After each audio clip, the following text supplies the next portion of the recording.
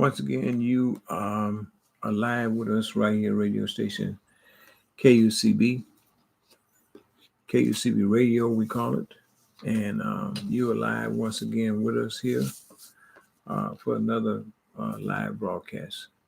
I'm your host, Brother Jamal, and let us give you a little bit of information, a little background information about KUCB Radio into just a little short talk. KUCB Radio was founded in 1980, 81, 82. The founders were Miss Joanne Cheatham, brother Charles Knox. And they have been some years they passed. Um, we had a staff of about 60, 65 volunteers. Um, and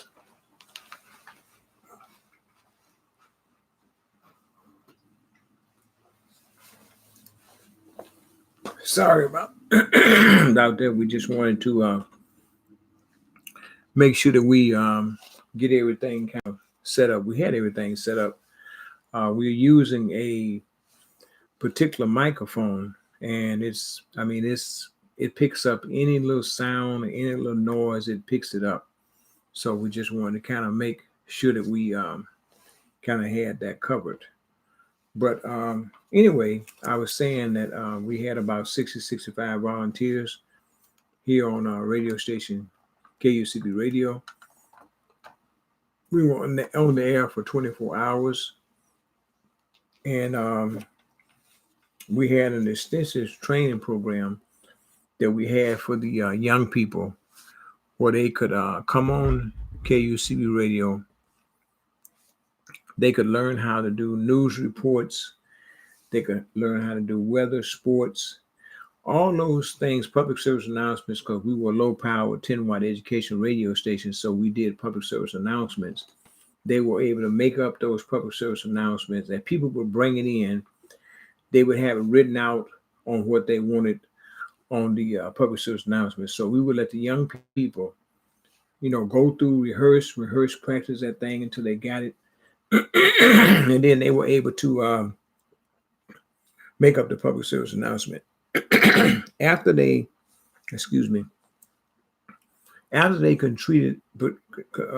went through this whole training program, then the reward they would get, they would be on there, become a radio personality for KUCB Radio. And we had so many young people who enjoyed. That was one of the enjoyments of, the training program, was when you actually got a chance to have your own radio show on KUCB Radio. And so we had a good communication with the community. We had a good communication with the parents, young people. We would check on them in school, check on, see how the home front was. All these things we kind of did as a follow-up to really check on the youth. And so we thank Allah for blessing us to have a KUCB Radio. I also had the honor and pleasure of working with Sister Hadisha Mehran. We hosted a show on Saturday called the International Found Call Hour. And we also hosted a weekly show called the African Liberation Hour. And I got a chance to work with her over some 10, 20 years span. Plus, we worked on so many other things as it relates to the community. We worked on so many other things. So I thank Allah for getting a chance to work with Sister Hadisha Mehran on KUCB Radio and so many other things in the community. Brother Charles Knox, got a chance to do some extensive work with him. He had a law school in Chicago, 4747, I think, Dexter Drive. It was called the National Conference of Black Law School.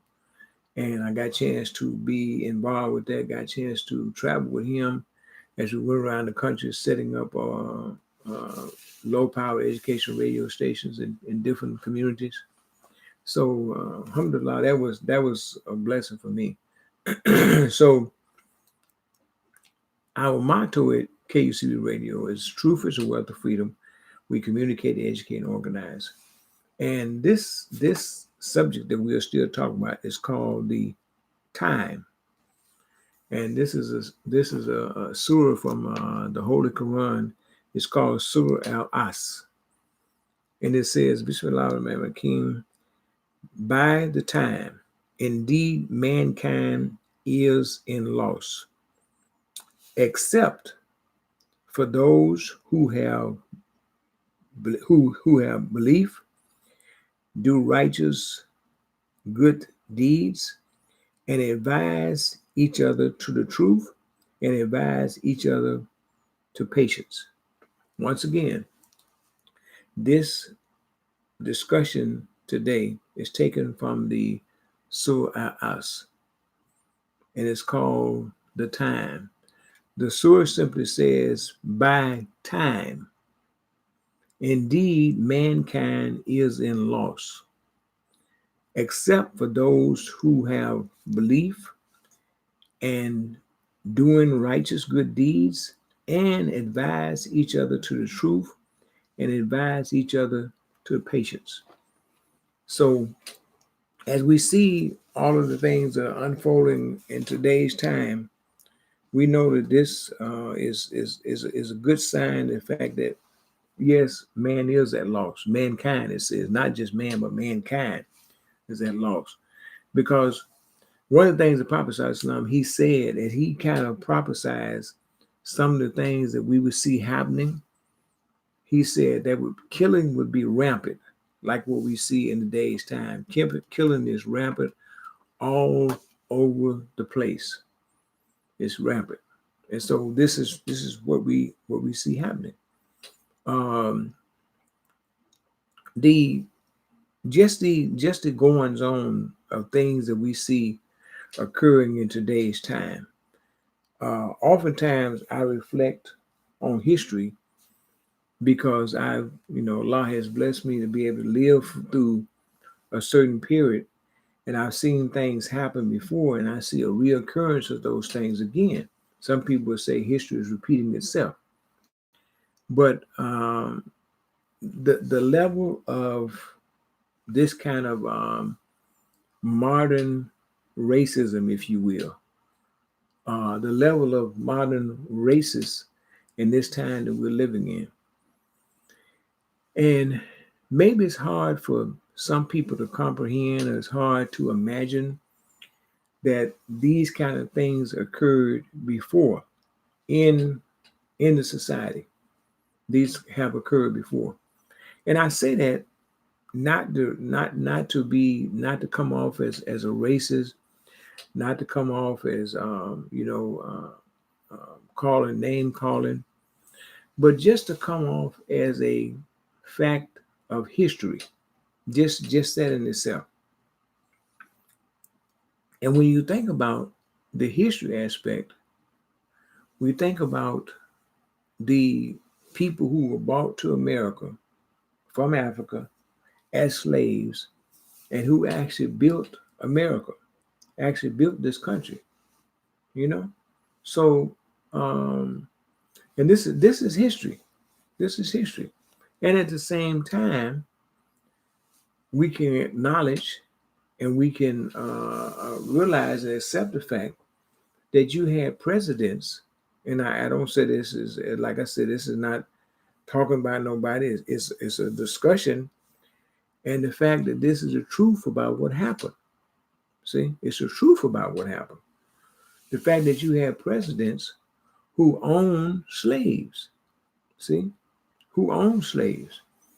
So when you look at the root of all this stuff, yes, the African people went to Africa. They were kidnapped. They were brought here against their will. Excuse me. But isn't there something though? Even though they were brought here against their will, at the same time, you had presidents who owned slaves at that particular time. See? That's kind of hypocritical, but it's a reality of what had happened. I mean, look, today's time, we see all kind of injustice occurring. Just here, recent happenings, 2 young black men were lynched in Oklahoma by a group of whites. 2 black men was lynched in Oklahoma by a group of whites. Now, lynching it's been going on for quite some time. There's a book I call Ralph Ginsburg. It's called 100 Years of Lynching. I want to encourage you to get that book. Once again, the book is called 100 Years of Lynching by Ralph Ginsburg. And he documents, this is documentation he has where he goes state by state and he documents all the lynchings that took place. Here we are in 2019 and Black men are still being lynched. So I'm just saying to you, this is something that's occurring. It occurred in history, but it's reoccurring again in today's time. See? And so my point to mentioning this is that this kind of hatred, this kind of discontent for people of color, and especially Black people, it was here before. It was here before. This is not the first time out. This was here before. We're talking about 1930, 1940, all the way up to 1960 and 70. This kind of bigotry was there. So it's not, in today's time, I think was maybe shocking and surprising to some people. Maybe they were younger. Maybe they don't remember the segregation laws that they had in this country. Maybe people don't remember that. The reason I'm emphasizing and saying this period that we see unfolding today in America, this period of white supremacists and this kind of whole thing, I'm telling you guys, this was here before. This was here before. And some people think that this is the first time that things like this has occurred in America. I beg the difference with you. And I can simply say it because I've lived that long. And I can simply say it because I draw from history. This goes all the way back to 1940, 1950, 1960, even 1970. Here we are in 2019. I just said to you, reported to you, two young Black men was lynched in Oklahoma. So it gives you a glimpse of the fact of what happened in history. Here we are, have a reoccurrence of this in 2019. See? So I just think that it's something for us to look at. And let me say this too. There's a couple other points I want to make to you to kind of back up and kind of go along with what I'm saying. They've always had in this country, they've had a eugenics movement, and eugenics believe in they believe in depopulating the world and depopulating in such a way so many young, I shouldn't say young, just so many women are not allowed to have kids. And this can be done through sterilization, which in the 1940s, 1920, the eugenics movement was for them to put in a eugenics plan to where they began to sterilize women of African descent and people of color to where they would reduce the family size, where they were only able to have so many kids or are not allowed to have lots of kids. This is part of the sterilization plan.